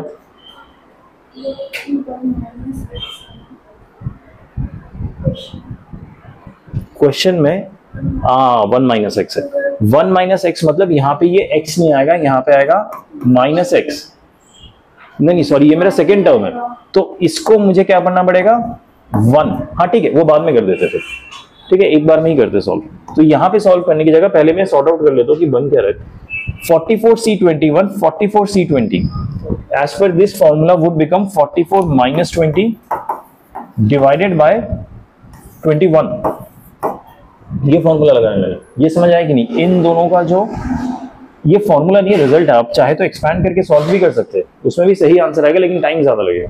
तो मैंने directly 44 minus 20 divided by 21 into यहाँ पे ऊपर एक y बचा है और नीचे क्या बचा है x, this is equal to 1, ठीक है। So what is this value 24 divided by 21। हाँ अब जो हमने ये एक्सपेंशन किया था ना, ये हमने इस हिसाब से किया था कि x plus Y to the power n है, ये जो एक्सपेंशन मैंने किया था x प्लस वाई, लेकिन यहाँ पे एक्चुअली x प्लस वाई क्या है, x की वैल्यू 1 है, y की वैल्यू माइनस x है, ये समझ आ रहा है? मैंने तो इस फॉर्मूला के हिसाब से इसको एक्सपेंड कर दी, लेकिन यहाँ पे x की वैल्यू है 1, तो मैं यहाँ पे x की वैल्यू क्या डालूंगा डिनोमिनेटर में 1, और यहाँ पे जो y मैंने अज्यूम करके एक्सपेंड किया था, यहाँ y की वैल्यू देखिए माइनस x है, ठीक है। तो यहाँ पे जो y है this will become minus x, ये समझ आया? ये वाला जो मैंने अभी यहाँ पे रिप्लेस किया ना, ये आप यहाँ पे भी कर सकते थे, कोई दिक्कत नहीं, कहीं पे भी कर लो, एक ही बात है, ठीक है। This is equal to 1, so x की वैल्यू क्या है यार, -7 अपॉन 8, ठीक है।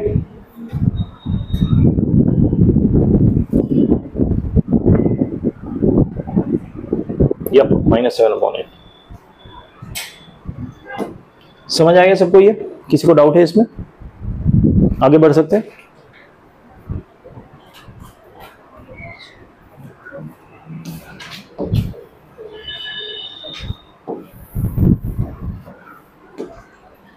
ये क्वेश्चन समझिए जरा। इफ द थर्ड टर्म निकालना आता है तुम लोगों को, टी के प्लस 1 वाला फॉर्मूला यूज करके, तो third term of the binomial expansion, ये एक बाइनोमियल एक्सपेंशन करना है इसका, यहाँ पे लॉग वॉग दिया हुआ है, ध्यान से उसको डील कीजिएगा, हो जाएगा। इज इक्वल टू 2560, उन्होंने थर्ड टर्म का आंसर ही दे दिया 2560, ठीक है। If third term is equal to this then a possible value of X, X का एक पॉसिबल वैल्यू क्या हो सकता है? क्वेश्चन समझ आया? क्वेश्चन गिवन है कि एक को एक्सप्रेशन गिवन है रेज़ टू द पावर 5, इसको एक्सपैंड करो, उसका जो भी थर्ड टर्म है वो 2560 है, तो अब मुझे x की वैल्यू बताओ क्या हो सकता है, one of the possible values, there could be problem multiple, तो एक तो बताओ। क्वेश्चन समझ आया सबको? ट्राई करना चाहेंगे? हिम्मत है, बढ़ने की समझ है कि वो बढ़ सकते हैं कुछ, ठीक है। Then I will wait for 2 minutes, देखिए आप कर पा रहे कि नहीं।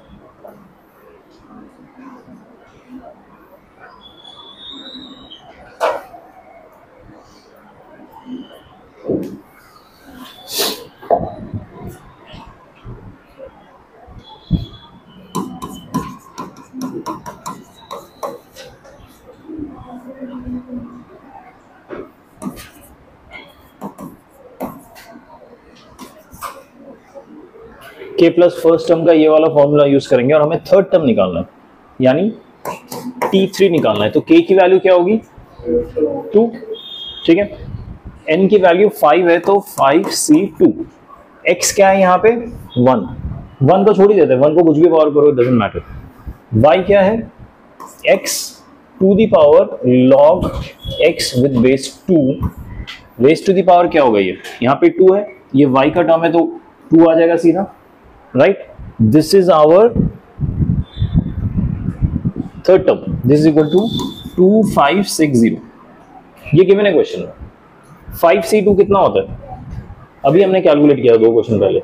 5C2 में यहां से कैंसिल करेंगे, यहां से 0 हटा सकता हूं। अच्छा, ये स्क्वायर हटा सकता हूं, 16 माइनस 16 क्यों नहीं आएगा? क्या बोल रहे? पॉजिटिव क्यों? लॉग नहीं है, हम x की वैल्यू निकाल रहे हैं, x लॉग के साथ नेगेटिव नहीं हो सकता, इसलिए पॉजिटिव कंसीडर करेंगे, नॉट बिकॉज लॉग है। लॉग के अंदर x है और हम यहाँ पे x ही निकाल रहे हैं, दैट्स ऑल। वरना नेगेटिव लाने में कोई दिक्कत नहीं था, क्योंकि हम यहाँ x की वैल्यू निकाल रहे हैं ना, और x लॉग के अंदर भी बैठा हुआ है, इसलिए इसका जो रूट में प्लस माइनस 16 आएगा उसमें माइनस नहीं कंसीडर करेंगे, ठीक है। So x to the power log x with base 2 equal to 16 आ गया। अब आगे कैसे सॉल्व करें? लॉग ले लो दोनों साइड पर, ठीक है। इस साइड का भी लॉग बट विद बेस 2 लेना, ठीक है। ये हो जाएगा log with base 2 of 16। Base 2 क्यों ले रहा हूँ? क्योंकि यहाँ पे भी रेज टू द पावर में बेस 2 ही है, तभी वो सॉर्ट आउट होगा। अपने बेस ई ले लिया तो फिर और कॉम्प्लिकेट हो जाएगा, ठीक है। विद बेस 2 ले लिया दोनों साइड। अब ये रेज टू द पावर है तो बाहर आ जाएगा लॉग विद बेस 2x, और बचेगा सिर्फ इतना log विद बेस 2x। देखिए दोनों एक ही टर्म बच गए। यहाँ पे क्या मैं इसको 2 टू द पावर 4 लिख सकता हूँ? log 2 टू द पावर 4 ही 16 होता ना, हाँ, विद बेस 2। इसमें क्या हो सकता है? इसका होल स्क्वायर हो जाएगा, यानी log x विद बेस 2 का whole square is equal to, इसका 4 बाहर आ जाएगा और log 2 विद बेस 2 कितना होता है 1, ठीक है। So this is equal to 4। अगला step, log x with base 2 equal to -2, क्यों नहीं -2 इसलिए आ सकता है क्योंकि देखिए इस बार हमें x की वैल्यू नहीं मिल रही, हमें log x की वैल्यू मिल रही है। यहां पे मुझे x की वैल्यू मिल रही थी इसलिए नेगेटिव नहीं हो पा रहा था, यहाँ पे मुझे log x की वैल्यू मिल रही है, log x नेगेटिव हो सकता है, तो यहाँ पे ये प्लस -2 दोनों आने वाला है, इस चीज का ध्यान रखिएगा। यहाँ पे x इसलिए नेगेटिव नहीं हो सकता था क्योंकि x log के अंदर भी बैठा है, तो log विद नेगेटिव x नहीं पॉसिबल है, इसलिए यहाँ पे सिर्फ पॉजिटिव लिया था। यहाँ पे मैं x की वैल्यू ही नहीं निकाल रहा हूँ, यहाँ पे मैं पूरे log x की वैल्यू निकाल रहा हूँ जो नेगेटिव हो सकता है, ठीक है। इससे मुझे क्या पता चलेगा x की वैल्यू क्या होगी, x की वैल्यू या तो 2 ये वाला 2 टू द पावर +2 या फिर 2 टू द पावर -2, ये +2 के साथ एक -2 के साथ एक, ये समझ आया सबको। तो x की वैल्यू आ गई या तो 4 या 1/4, ये दो आंसर आ गए, ठीक है। यहां पे कौन सा अवेलेबल है 1/4, समझ आया क्वेश्चन। देखिए जो बाइनोमियल का कॉन्सेप्ट था वो फटाफट दो लाइन में खत्म हो गया, फिर लॉग का कॉन्सेप्ट था, तो आप समझ रहे हैं हर चैप्टर के सो मेनी क्वेश्चंस, इतने सारे इंटीग्रेटेड कॉन्सेप्ट यूज करते हैं जो अलग अलग चैप्टर से आते हैं, इसलिए by the time you reach the year and ना आपको क्वेश्चन करने में आसानी हो जाती है क्योंकि आपने प्रीवियस चैप्टर में बहुत सारे कॉन्सेप्ट पढ़े होते हैं, तो it's easier to understand and correlate. Starting के चैप्टर्स में ना क्वेश्चन मेंस के समझ नहीं आता कि सब आ कहां से रहे, सॉल्व कैसे करना है, हम आगे जाके करेंगे कैसे, ठीक है। But by the end of the year आपको रियलाइज हो जाता है हाँ ये पहले पढ़ा हुआ है, वो पहले पढ़ा हुआ है करके, you are able to connect all the dots, ठीक है। चलिए अगले क्वेश्चन में चलते हैं।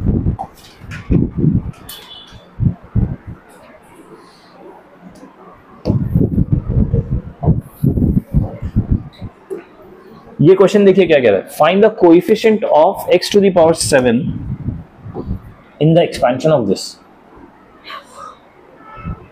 ठीक है। इसमें ये नहीं कह रहा कि 7th टर्म निकालो, वो कह रहा है कि इसमें कोई ऐसा टर्म बनेगा आफ्टर एक्सपेंशन जिसमें x टू द पावर 7 आएगा, वो जो टर्म आएगा उसका बताओ कोएफिशिएंट क्या है। क्वेश्चन समझ आया, they are not asking for 7 term, उसने कहा है इसको एक्सपेंड करो, कोई एक टर्म आएगा जिसमें x टू द पावर 7 होगा, किसी में x टू द पावर 5 होगा, किसी में 3 होगा, किसी में 9 होगा, जो भी होगा उसमें जिसमें भी x टू द पावर 7 होगा उसका आप मुझे कोएफिशिएंट बताओ, यानी x टू द पावर 7 हटा दो और जो बचेगा वो बताओ, ठीक है। अगर आप देखिए इसमें एक्सपेंशन में क्या होता है कि दो टर्म्स होते हैं x एंड y, एक की वैल्यू अगर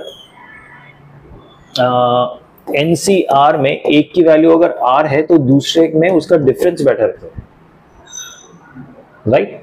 सो मुझे इन दोनों का कॉम्बिनेशन इस तरह से करना है कि x की वैल्यू 7 पे आके रुक जाएगा। आप समझ लो कि अगर मान लीजिए मैं इसको एक्सपैंड करता हूं, इसका सेकंड टर्म क्या होगा, सेकंड टर्म होगा x to the power x square to the power NC1 के साथ होगा एक्सपेंशन सेकंड टर्म, ठीक है। तो n-1 आएगा इधर, n क्या है मेरा ऑलरेडी 11 है, सो 11 - 1 क्या हो गया 10, और जो y टर्म है that is 2 to the power x, इसमें क्या आएगा सीधा 1 आएगा, समझ आया। So x to the x square to the power 10 is x to the power 20, और यहाँ पे 1/x मतलब x टू दी पावर 19 आ रहा है सेकेंड टर्म में। इस तरह से मुझे कौन सा टर्म चाहिए, ऐसा टर्म जहां पे ये 7 हो जाए, तो ऑब्वियसली से हवाबाजी करते हुए मैं x टू दी पावर 7 निकालूंगा तो बहुत टाइम लग जाएगा, तो हम क्या करेंगे, हम kth टर्म लिखेंगे और rather k plus first term, ठीक है। उसमें जो x की वैल्यू आएगी ना उसको मैं फिर 7 से इक्वेट कर दूंगा, so tk plus first term nck x to the power n minus k y to the power k, हमारा फॉर्मूला है। इस फॉर्मूला से इसका मैं k प्लस, इसमें k तो नहीं ना, हाँ k प्लस फर्स्ट टर्म निकालूंगा तो क्या आएगा 11ck x to the power 11 minus k, और sorry x to the power नहीं, x square to the power, ठीक है। ये समझ आया स्टेप। और अगला टर्म होगा 2/x टू दी पावर क्या आएगा सीधा k। ये बताओ जो किया मैंने, समझ आया, मैंने सीधा tk प्लस फर्स्ट टर्म निकाला है, ठीक है। अब इसको थोड़ा सा मैं सिंप्लीफाई कर लेता हूं, सो 11ck का तो ऐसे ही रख रहा हूं, ये हो जाएगा x to the power 22 minus 2k, ठीक है। ऊपर 2 अपॉन x है तो इंटू 2k मैं साथ में और लिख दे रहा हूं ये वाला, और ये जो x to the power k है इसको क्या ऊपर ले जाके मैं इसमें ही मिला के माइनस k कर सकता हूं। ये क्या होता है, x to the power k होता, ऊपर ले जाता तो x to the power minus k हो जाता, और मेरे पास x के साथ ऑलरेडी एक एक्सपेंशन बैठा है तो यहीं पे मैंने माइनस k ऐड कर दिया। ये स्टेप समझ आया। और as per the question x का पावर कितना होना चाहिए, अच्छा 2k minus k is 3k, ये कितना होना चाहिए 7, समझ आया। सो अगर ये सॉल्व कर दिया तो मुझे k की वैल्यू आ जाएगी, k की वैल्यू कितनी आएगी 22 minus 7, how much is that 15। इसको सॉल्व करेंगे तो 15 इक्वल टू 3k, यानी k इक्वल टू 5 आ गया। दैट मीन्स अगर मैं ये जो मैंने सिंप्लीफाई, कहां तक सिंप्लीफाई, यहां तक सिंप्लीफाई कर लिया ऑलरेडी, यहां पे मैंने k की वैल्यू 5 डाल दी तो मेरा आंसर आ गया। k की वैल्यू 5 डाली तो क्या आ गया, देखिए 11c5, यह 5 आ गया। x टू द पावर क्या होगा, ये माइनस 3 के, x टू द पावर 7 ही तो होगा, वही तो हम कैलकुलेट कर रहे हैं सबसे। x to the power 7, 2 to the power 5,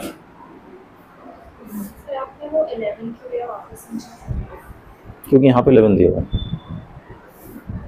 NCK होता है, ठीक है। ये समझ आया, ये मेरा वो वाला टर्म बनेगा जहां x का पावर 7 है, तो कोएफिशिएंट क्या हुआ दिस इनटू दिस, क्योंकि x टू द पावर 7 तो मेरा वेरिएबल है, उसको चाहिए ही नहीं, तो कोएफिशिएंट मैं सॉल्व करके देखता हूं।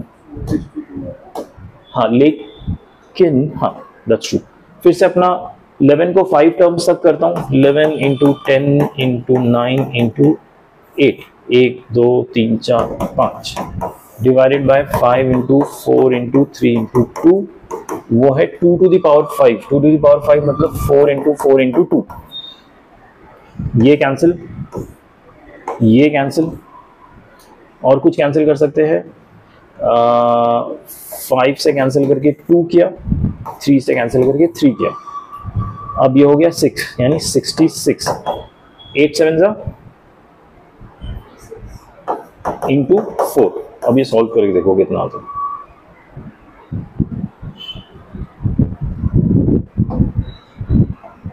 रहने दो, सॉल्व नहीं किया इन्होंने, छोड़ो, सॉल्व करके आंसर पता होता तो मैच भी कर सकते थे, right. But you got the point, right. 11c5 into 2 to the power 5 वो हमारा कोएफिशिएंट है।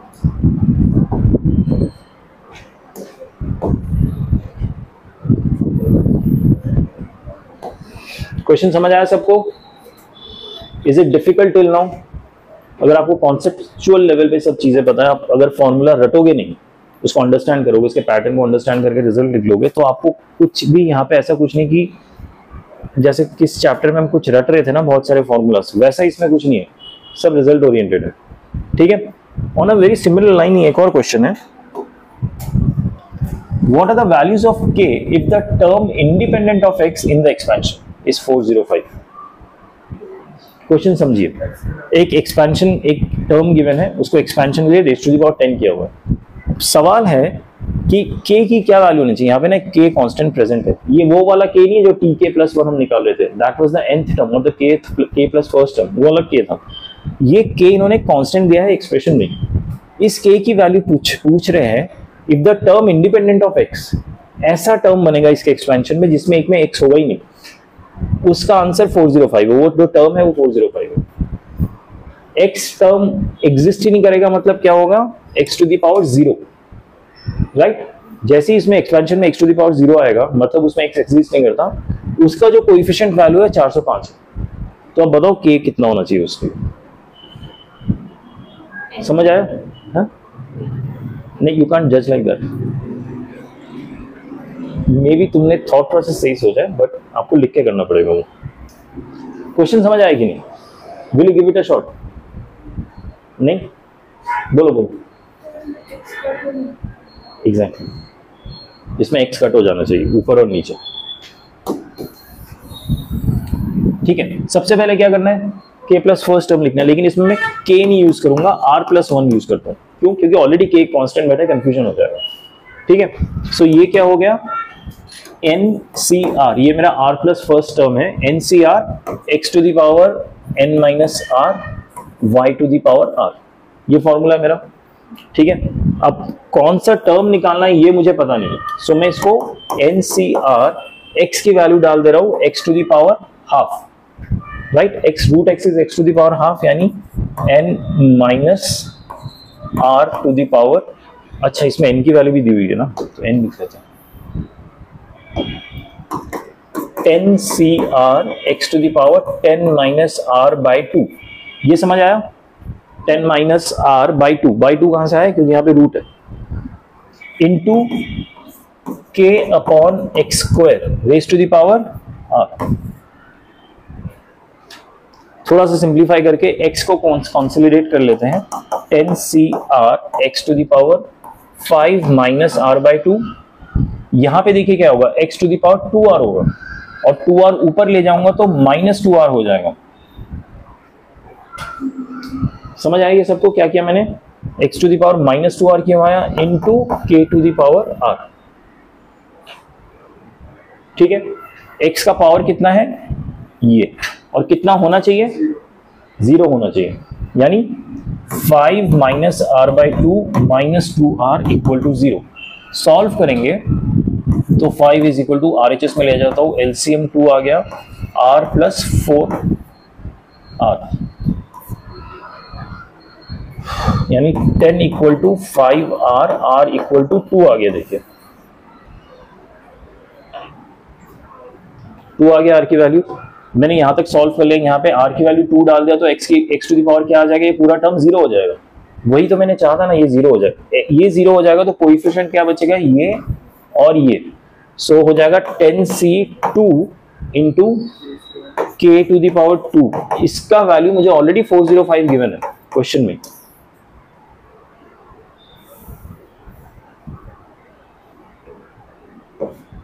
ये ऑलरेडी 405 गिवन है, राइट।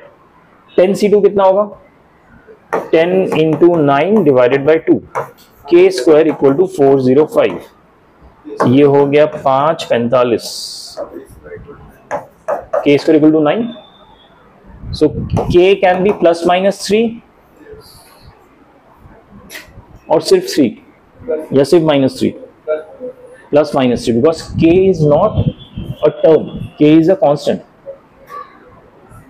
ठीक है, और के यहाँ पे स्क्वायर हो रहा है तो प्लस हो या माइनस हो डजंट मैटर, इवेंचुअली वो 9 ही हो जाएगा, पर हमें के ही निकालना है ना। हाँ,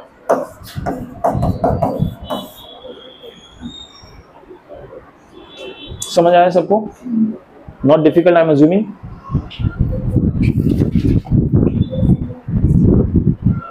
okay, this is a very interesting question and this is our last question of the day.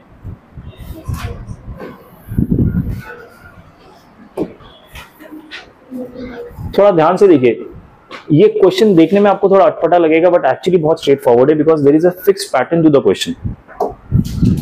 The coefficient of x to the power 53, ये कोएफिशिएंट वाले हम क्वेश्चंस करते आ रहे हैं ना, किसी टर्म x का कोई टर्म दिया होता है उसका कोएफिशिएंट निकालो, x to the power 53 in the expansion, अभी गंदा सा एक एक्सपेंशन दिया है, summation from m to 100, m0 to 100, 100 cm x minus 3 to the power 100 minus m 2 to the power m। ठीक है, so before even trying to answer the question, आप पहले देखिए कि आपको कुछ सिमिलर पैटर्न जो आपको फॉर्मूलाज वगैरह पता है उससे कुछ मैच करता है कि नहीं। इसमें देखिए दिया है 100 cm, ठीक है, हमने एक्सपेंशन ऑफ बाइनोमियल में देखा था कि 100 cm मतलब इसका डिफरेंस हो गया 100 माइनस m, तो जो x का टर्म होता है उसको हम किससे रेज करते हैं, x plus Y to the power n में, जब भी मैं एन सी आर लिखता हूँ x के टर्म को मैं n माइनस आर से रेस करता हूँ, इन दोनों के डिफरेंस से, यहाँ पे इन दोनों का डिफरेंस है 100 माइनस m, तो देखिए x माइनस 3 100 माइनस m से रेज्ड है, यानी प्रोबेबली ये मेरा x वाला यानी फर्स्ट टर्म होगा ये। ठीक है, और जो इसमें y टर्म रहता है इसी एक्सपेंशन में वो सिर्फ r से रेज्ड रहता है, यहाँ पे जो 2 है वो देखिए m से रेज्ड है। ठीक है, सो प्रोबेबली ये मेरा सेकेंड टर्म होगा, फर्स्ट टर्म सेकेंड टर्म, ये फर्स्ट टर्म ये सेकेंड टर्म, ऐसा लग रहा है।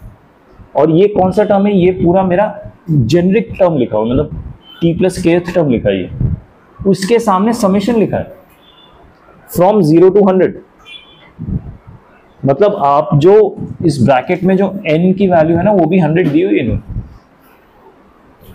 तो जो हमने हमारा एक्सपेंशन का फॉर्मूला था कि एक बाइनोमियल थ्योरम एक फैक्टर दिया हुआ है which is raise to something, उसका एक्सपेंशन ये है कि मैं उल्टा कर सकता हूँ इस केस में कि फर्स्ट टर्म ये है सेकंड टर्म ये है, तो इसको मैं उल्टा करके x minus 3 plus 2 raise to the power 100, क्या इसको मैं उल्टा फॉर्मूला लगा के लिख सकता हूं? अगर उल्टा लिखने के बाद भी कंफ्यूजन है तो अगर इसको एक्सपैंड करेंगे तो क्या बनेगा, इसका t प्लस k टर्म क्या बनेगा, 100 ck x minus 3 raise to the power 100 minus k 2 to the power k, यही बनेगा। ये और ये कंपेयर करो तो सेम आ रहा है, मतलब इसका जो मैंने उल्टा किया वो सही किया मैंने। ठीक है, ये समझ आ रहा है कि नहीं मैं क्या कह रहा हूं? तो बस हो गया। इसको अगर मैं सॉल्व करूं तो क्या बनेगा, x minus 1 to the power 100। अब क्या इस टर्म का तुम निकाल सकते हो coefficient of x to the power 53? यहां ये समझ आया? ओके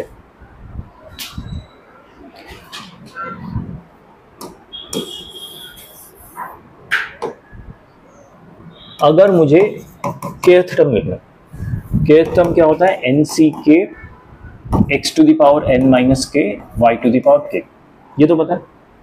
अगर मुझे पूरे उस एक्सप्रेशन का समेशन लिखना है, यानी एक्सपैंड करना है, तो मैं इसको समेशन के थ्रू भी सॉल्व कर सकता हूँ। समेशन मतलब क्या होता है कि मैंने nc0 फिर जो nc1 ये वाले टर्म्स उनको एक साथ लिख के एक जेनरिक टर्म के नीचे लिख दिया, that's what summation is. It's a way of representation. ये कुछ कैलकुलेशन नहीं होता, ये बहुत सारे प्लसेस को एक साथ लिखने का तरीका होता है बस। This is no formula here. ठीक है, सो मैंने अपने समेशन को ऐसे लिखा और इस क्वेश्चन में मैंने रियलाइज किया कि इन्होंने उसी हर एक टर्म के एक्सपेंशन को एक समेशन फॉर्म में दिया हुआ, और ये जो समेशन फॉर्म दिया है ना, इसमें ये हमेशा k प्लस फर्स्ट टर्म होता है। हमेशा k प्लस फर्स्ट टर्म के ही समेशन में हमें पूरे बाइनोमियल इक्वेशन का समेशन मिलता है। ठीक है, सो मैंने जैसे रियलाइज किया ये k प्लस फर्स्ट टर्म है, दैट मीन्स मैं इसको समेशन फॉर्म में ऐसे लिख सकता हूँ। कहाँ गया, मैंने हटा दिया।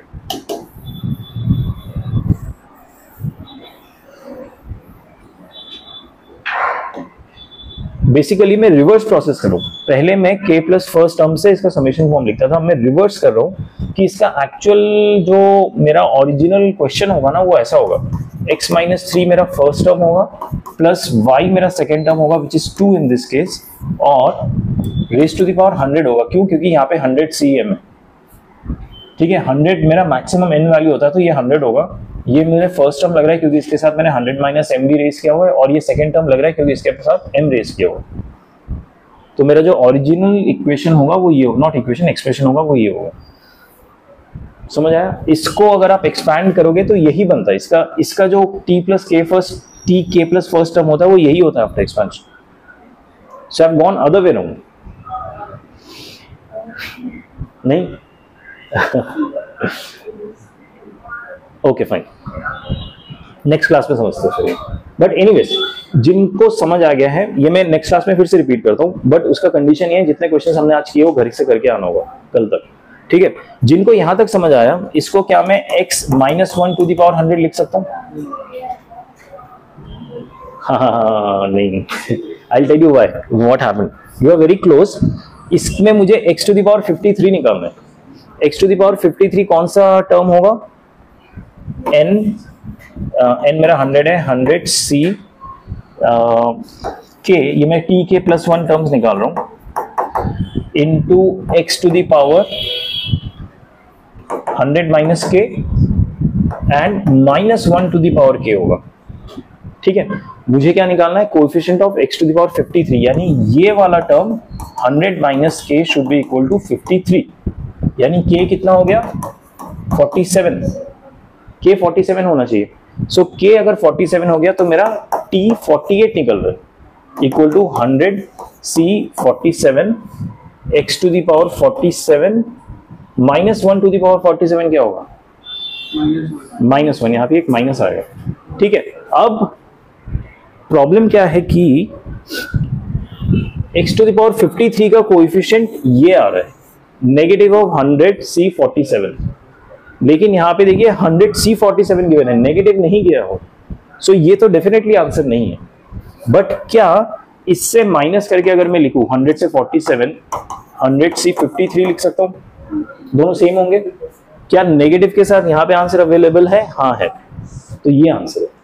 उन्होंने जानबूझ के ये दिया है क्योंकि मैक्सिमम स्टूडेंट यही करेंगे, क्योंकि यहां तक आने का जो अचीवमेंट फीलिंग होती है ना कि हाँ मैंने कर लिया, उसी से आप गलत कर देंगे क्योंकि आप नेगेटिव मिस कर रहे हैं। So they play with you such a way, psychologically they play with you, वो जानबूझ के आपको पॉजिटिव दे रखते, बट एक्चुअली आंसर यहाँ पे भी प्रॉपर्टी लगा के नेगेटिव कर दिया।